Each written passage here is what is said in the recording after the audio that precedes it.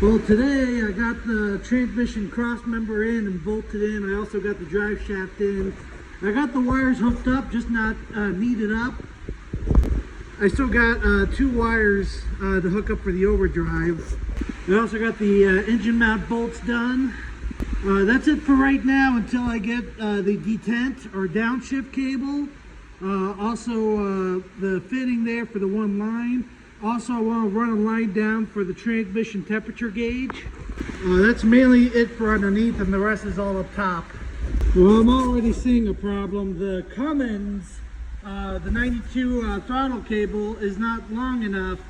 It doesn't reach all the way to the bracket for the P pump. So I got to get the original V8 throttle cable for Stinky Pete. I already gave to somebody, so I'm going to have to go online and get another one. So besides that little hiccup, I'll start digging more into it as I go. I got the vacuum line hooked up, power steering box. For the transmission cooler, I'm just going to connect these together for right now. And I want to see how the transmission acts with just the heat exchanger. That's one of the reasons why I want a transmission temperature gauge. Because I put a new clutch on this, on the clutch fan, it's not a solid fan anymore. I won't have room for the cooler I had put on the back of the radiator. And there was no room in the front because the intercooler took up all the room and there wasn't any where I can't fit the grill on. Now, if I put it in front of that, I would have to leave the grill off. I also want to take the torch and cut a little bit on the angle iron so I can get a little bit better airflow underneath that intercooler to the radiator. Since I'll have that off to clean it, any oil that might be in that. A lot of these wires, I know a lot of these wires I don't even need. I just never took the time to cut out what I did not need. I didn't want to screw it up. So that's why most of this stuff is just zip tied together.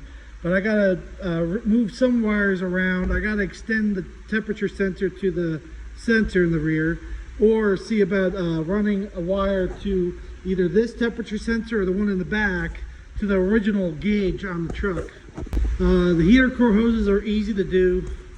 Put that pretty much right there. That's easy. Then the other one will go right to the block.